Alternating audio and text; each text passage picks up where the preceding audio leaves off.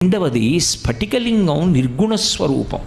స్ఫటికలింగం దగ్గరికి వెళ్ళి కూర్చుని దానికి జరుగుతున్నటువంటి అర్చన చూసినా, దానికి జరుగుతున్న అభిషేకం చూసినా అసలు పరబ్రహ్మము యొక్క స్వరూపము అవగతమవుతుంది అన్నారు.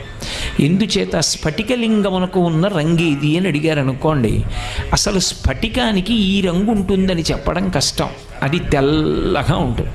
శాంతం పద్మాసనస్థం శశిధర మకుటం పంచవక్త్రం త్రినేత్రం అంటూ పరమశివుడు ఎలా ఉంటాడు అని వర్ణిస్తే స్ఫటికమణినిభం పార్వతీశం నమామి.